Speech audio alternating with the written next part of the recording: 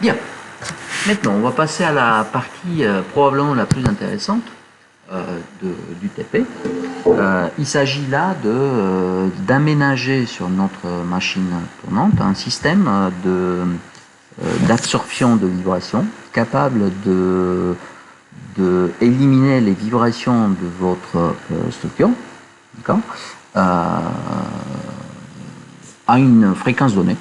Donc en supposant que cette machine tournante tourne à une vitesse, fonctionne à une vitesse qui est tout le temps la même, on est capable de diminuer cette vibration et de la rendre quasiment nulle à l'aide d'un absorbeur dynamique de vibration. Donc on a vu un ED et un cours le principe. Il s'agit ici d'implémenter cet absorbeur dynamique de vibration simplement par une structure très simple, toujours une lame qui fait office de ressort et une masse qui est au bout. Donc cette masse-là, elle pèse 740 grammes, vous pouvez noter.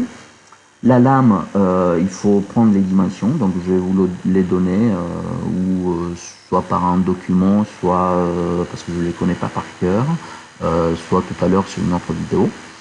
Et cette lame-là, elle va aller se fixer à l'intérieur d'une fente qui est pratiquée sur le support, donc à l'aide de quelques vis que je peux démonter ici,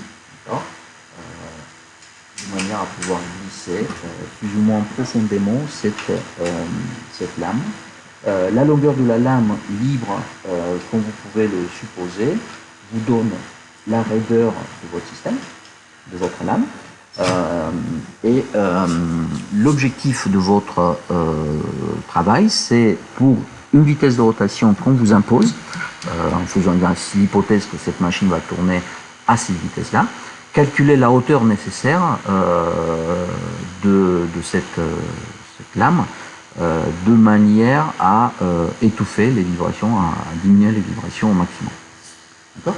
Pour tout ce travail-là, on va considérer que à la fois sur le système primaire, ce qu'on appelle système primaire, c'est le système initial, et sur le système secondaire, ça veut dire l'absorbeur, on a zéro amortissement. Il est bien évident qu'il y a toujours un peu d'amortissement, mais vous avez vu que le taux d'amortissement du système primaire est très faible, celui du système secondaire, il est encore plus faible. Donc pour ne pas avoir un problème mathématique qui est toujours possible à résoudre, mais qui est plus compliqué, un problème d'optimisation, on va simplement considérer que l'amortissement est nul, ce qui vous permet de déterminer par une condition mathématique très simple les relations nécessaires pour diminuer l'amplitude au maximum, donc aller quasiment à zéro avec l'amplitude de la masse N1, on va l'appeler comme ça. Je vous laisse bâtir un modèle, faire les calculs.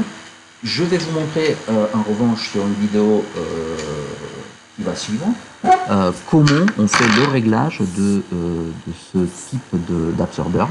Je vais arrêter là pour diminuer un peu la taille des vidéos. Merci.